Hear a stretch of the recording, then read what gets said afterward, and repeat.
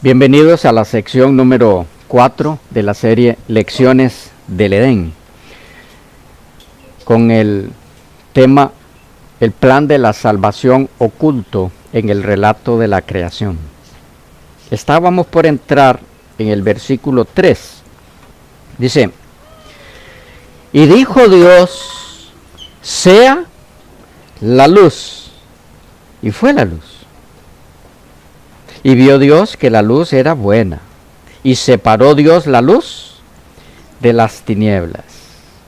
Y llamó Dios a la luz día, y a las tinieblas llamó noche.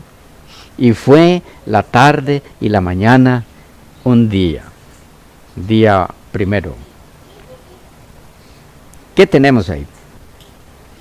A ver, yo quiero ver ahora si después de las primeras pautas que les di en lo primero, ahora usted tiene cómo encontrar allí en estos dos versículos, bueno, del 3 al 5, lo que ocurre cuando Dios empieza a intervenir. Aquí. Sí, pastor, es que para mí es inevitable ver un paralelismo entre los primeros versículos de Génesis y los primeros versículos del Evangelio de Juan, porque es prácticamente lo mismo. Dice: en el principio era el verbo, y el verbo era con Dios. Ajá. Y el verbo era Dios.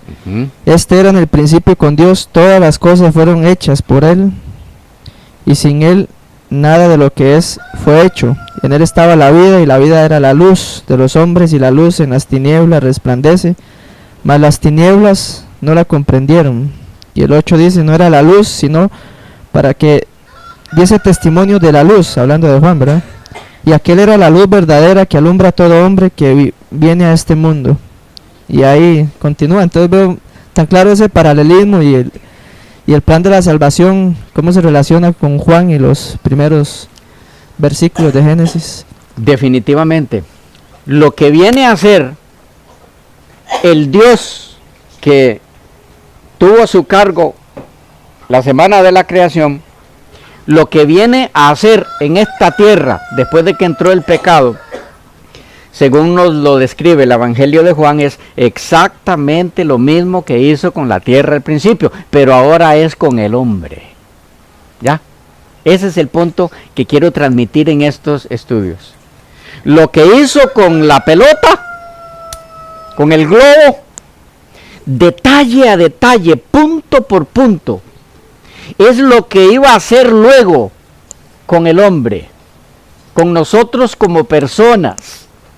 Y todo lo dejó bosquejado en el relato de la semana de la creación. Cuán maravilloso es.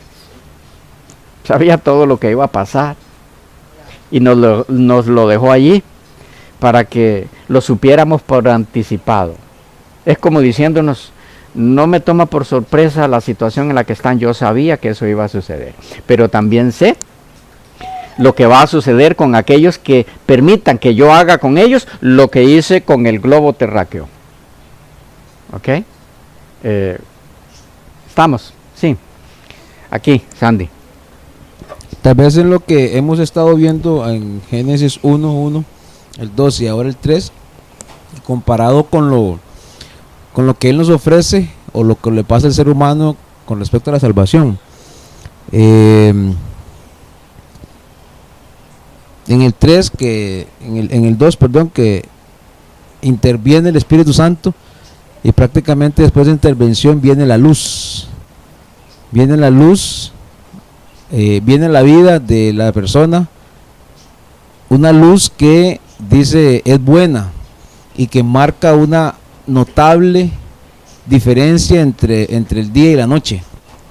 Así como la persona que acepta al Señor, acepta su señorío en su vida, es encontrada después de estar en un estado vacío, desolado, lleno de tinieblas, envuelto por las tinieblas.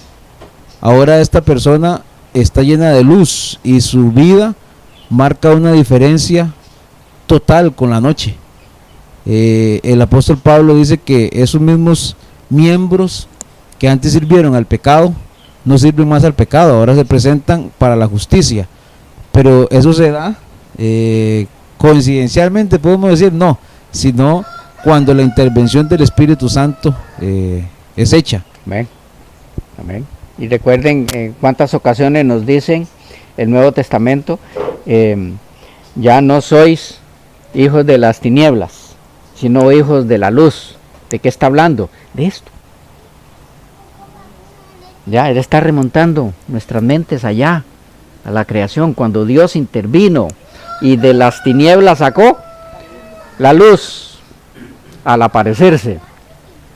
Y un detalle en lo que mencionó el hermano Sandy acá, la última frase del versículo 5, y fue la tarde y la mañana, día primero. ¿Qué ven ahí? Y fue la tarde y la mañana, el día primero.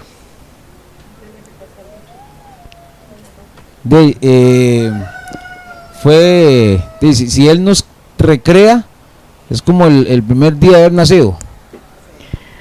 Precisamente, gracias.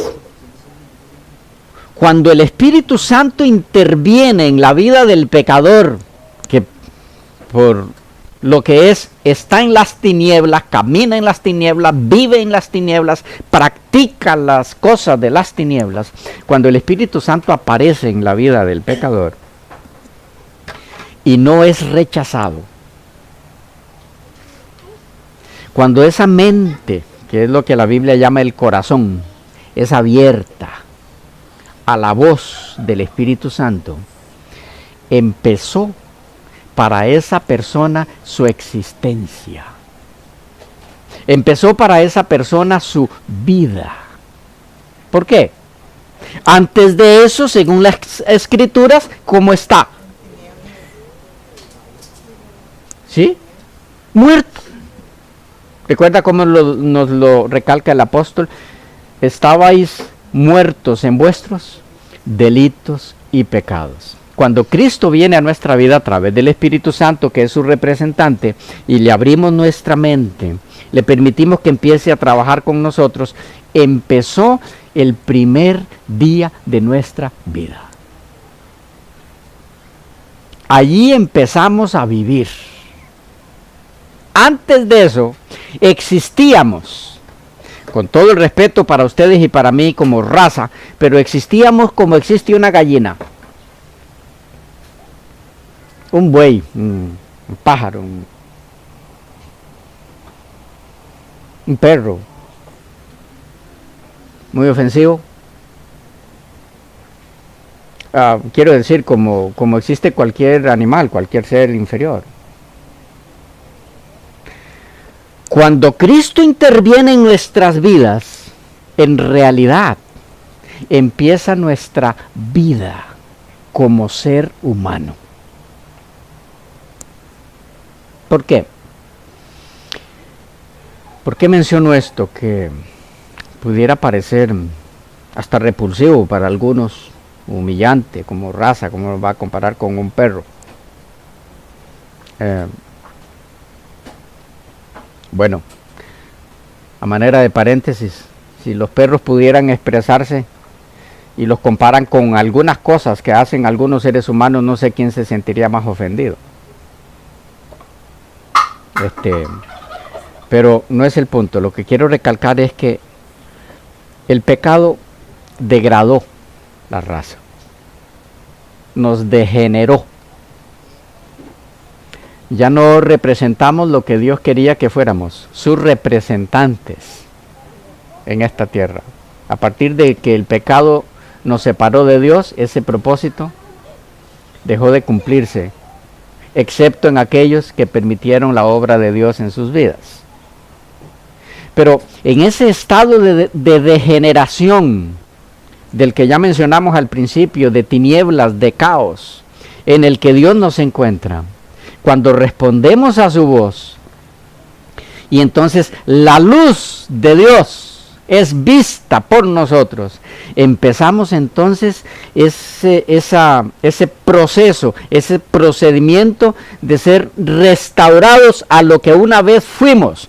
Es allí donde menciono, a partir de allí empezamos a vivir. Antes de eso estábamos muertos. Por eso dice el relato aquí, Aquí empezó el primer día. Nuestro primer día es cuando conocimos a Cristo. Antes de eso, todos los días anteriores, en verdad no eran días. Porque el día involucra luz. Y antes de eso vivíamos en tinieblas. Nuestro primer día es cuando Cristo nos encontró. ¿Comunico ese punto? Sí. Ahí empezó nuestra real existencia, con propósito, con un objetivo claro. Para aquellos que tal vez se puedan sentir mal en lo que he mencionado de que antes de eso vivíamos como viven los seres inferiores, haga usted la comparación. Pregunte, por ejemplo, a un joven, no importa cuán alto sea su cociente intelectual, ¿para qué estudia? ¿Para qué se prepara? ¿Para qué está sacando su licenciatura, su maestría, su doctorado, lo que sea? A otros ya no tan jóvenes. Y va a descubrir en la mayoría de los casos que para la razón por la que se prepara es para lo mismo que mencionábamos al principio, para conseguir el arroz y los frijoles. Y tal vez echarle un poquito de alguna cosa más a ese plato, que otros no pueden, porque no les alcanza. Pero al final, el objetivo final es la tumba, terminar en un esqueleto. No terminan igual los animales. En ese sentido hay diferencia. No la hay. Pero cuando conocemos a Cristo, ¿qué pasa con la muerte? O los que conocemos a Cristo no nos convertimos en esqueletos. Igual, si morimos como los que no han entregado su vida a Cristo, igual pasamos a ser esqueletos, con una gran diferencia, que allí no termina nuestra historia. Ahí termina solo una etapa. Volveremos a la vida en Cristo Jesús para vivir por la eternidad. ¿Podemos ver la diferencia? De cuando permitimos a Cristo intervenir en nuestra vida. Lo que tenga que suceder en este mundo no importa. Si tenemos que morir no importa. Si tenemos que pasar por situaciones económicas difíciles no importa. Todo es parte de una etapa de esta vida, que es pasajera y muy corta. Porque el objetivo de aquel a quien la luz de Dios ha alumbrado está en la eternidad. ¿Podemos ver la diferencia? ¿Sí? Ahí empezamos nuestro primer día. Pero hay más. Dice el versículo 4, entre lo que leímos, y vio Dios que la luz era buena, y separó Dios la luz de las tinieblas. ¿Qué ven allí? ¿Qué ven allí en el contexto de lo que estamos hablando? Dios separa la luz de las tinieblas.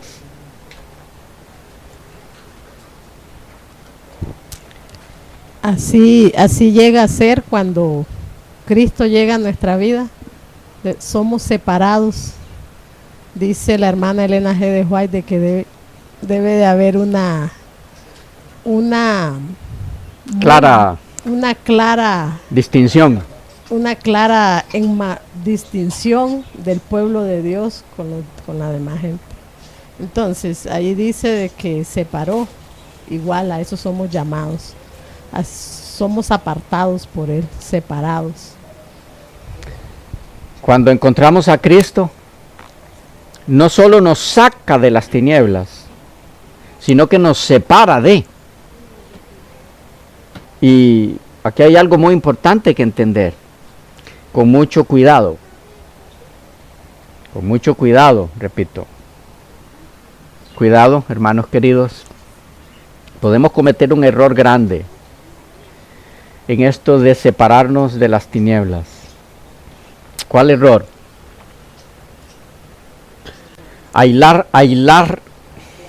Aislarnos en una burbuja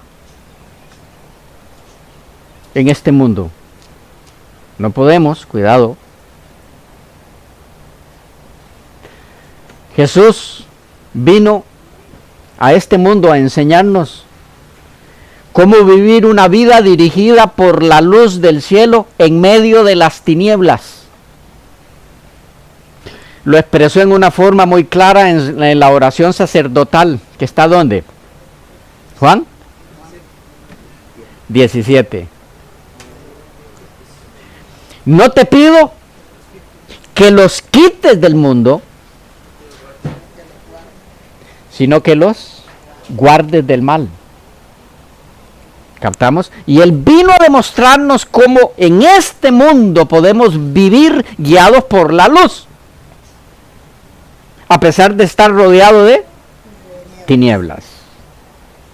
Pienso que es importante ese punto porque a veces tendemos a confundirnos y creemos que podemos tener la seguridad de caminar por los senderos del Señor siempre y cuando yo no me relacione con.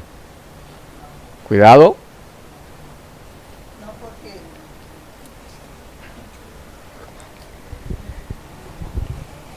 Esa luz que llegó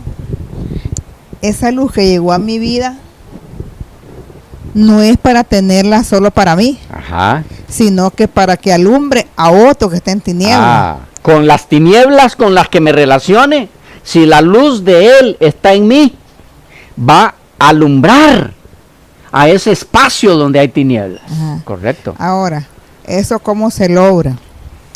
Cuando yo tengo una estrecha comunión con el Señor todos los días, yo voy contemplando más a Cristo, y ese amor que Cristo me da a mí, yo lo tengo que tener con mis hermanos que están en tinieblas.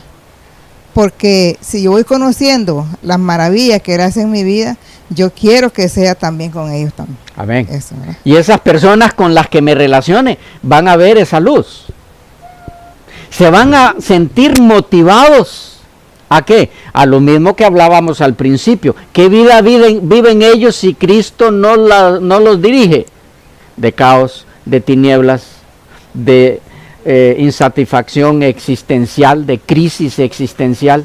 Pero al mirar que hay una persona que goza la vida, la disfruta y solo come guineos y frijoles. Guineos aquí son familia del banano, ¿okay? Más pequeñitos. A veces se me olvida que hay algunos en otros lugares que mirarán esto y usamos solo lenguaje nuestro. Pero captamos el punto. Entonces esa persona mira cómo puede ser feliz esa persona si el zapato tiene un hueco y se moja cuando él tiene 20 pares y no es feliz. Y va descubriendo, ¿será que entonces la felicidad no está en lo que se tiene? Vamos viendo, y al relacionarnos con esas personas, en vez de formar una burbuja, una pared divisoria entre ellos y nosotros, vamos cumpliendo el objetivo por el que existimos, que es ser luz para el mundo. Por supuesto, tenemos claro también, el Señor nos ha dado indicaciones para que seamos prudentes.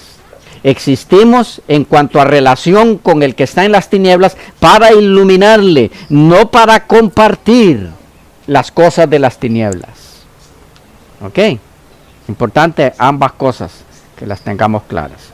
Pero avanzamos, ¿había una intervención? No.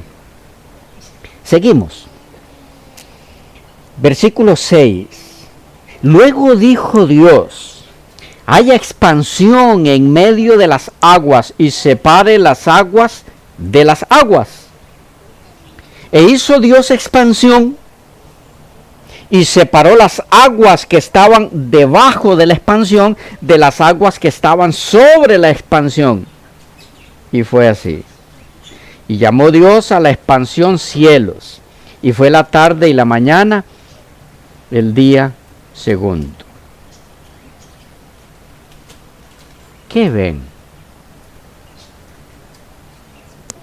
Nada, me decía una vez un muchacho. Que Dios separó las aguas y puso unas arriba de la atmósfera y otras que quedaron en la tierra. Es lo que veo. No, pero ¿qué ven? en lo que estamos buscando.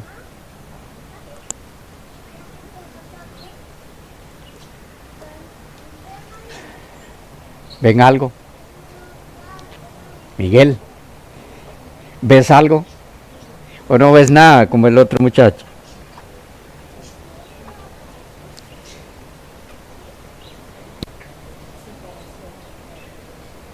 Hay separación. ¿De qué? De lo celestial, de lo de arriba, con lo terrenal. ¿Eso les da alguna pista?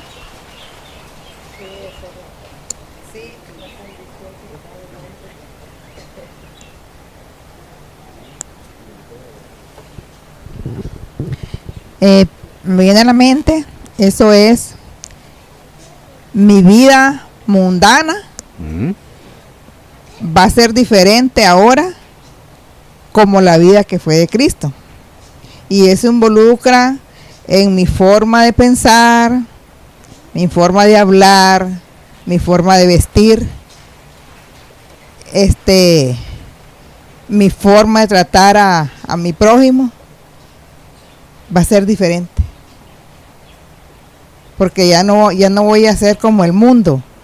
Estoy en el mundo, pero no soy parte del mundo, sino que ya voy a actuar como Cristo me enseñó que actuar. Ok, pero en el contexto de lo que estamos viendo aquí específicamente, ¿por qué se da eso? Porque ¿Por Él se qué paró actúa diferente ahora? ¿Por qué? por esa luz que llegó. Y porque Él me está diciendo aquí que Él es que hace la separación Ajá. de las aguas. ¿Hacia dónde separa las aguas? Al cielo. Separa Para hacia arriba. Hacia arriba. A ver si les ayuda un poco. Poner la mira. En las cosas de arriba y no en las terrenales. Ah, ok. En las cosas de arriba, donde está Cristo sentado. Ok. Y no en las de la tierra. Hay agua que es puesta arriba y hay agua que es puesta abajo. Pero ese relato no está allí solo para indicarnos que así fue que Dios hizo. Hay algo más que si vamos viendo desde el inicio y luego continuamos, podemos captar que Dios está queriéndonos decir algo. Cuando ese proceso se da en nuestras vidas, cuando la luz impacta nuestras vidas, a partir de ese momento, nuestra mirada debe estar fija en las cosas de arriba, no en las de abajo, no en las de la tierra. Había algunas intervenciones. ¿Me fue el tiempo? No, tan rápido. Bueno, había aquí. Es que a mí se me venía a la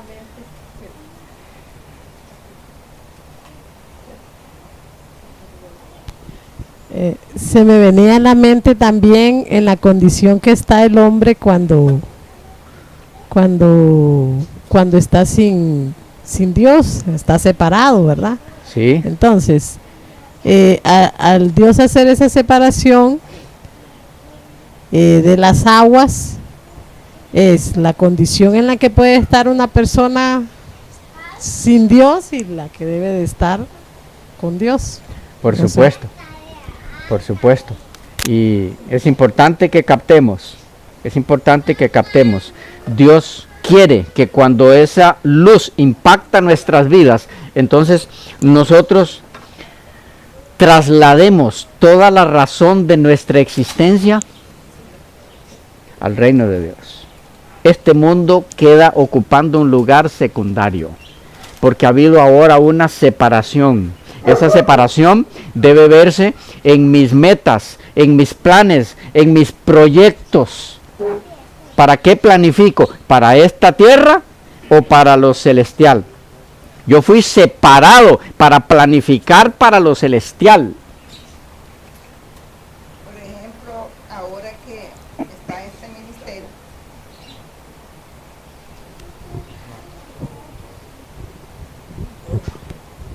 Por ejemplo, ahora que está este ministerio, pasa en mí, ¿verdad? Cada vez que yo escucho que hay un hermano nuevo en diferente país, yo siento un compromiso. ¿Ven? Un compromiso con Dios. Porque y yo digo, hay que aportar la finanza. Yo no tengo aquí para estarle subiendo video, pero en mi mente hay que se gasta para llegar hasta donde esos hermanos, y me alegra mucho ver hermanos que están saliendo de esas tinieblas a la luz. Amén. Y eso lo ha puesto el Espíritu Santo en mí. Tienes un compromiso. La fuerza que Dios te da para trabajar no es para que te lucres. Es parte para eso, también para la casa.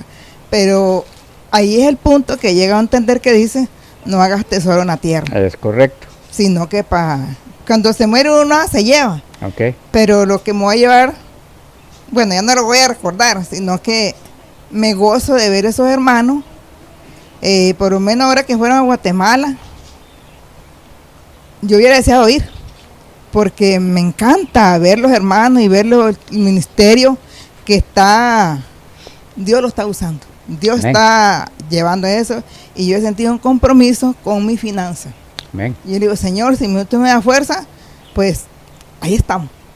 Amén. Entonces, esa es una parte de eso. La razón por la que Cristo dijo, haceos tesoros en los cielos, donde no pueden ser corrompidos como se corrompen los de la tierra. ¿Ya? De eso es que está hablando, es de lo mismo.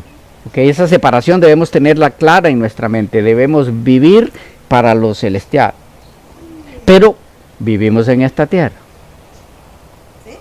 Entonces debemos vivir en esta tierra como personas dirigidas por los principios del reino celestial. Se nos fue el tiempo, continuamos en la próxima.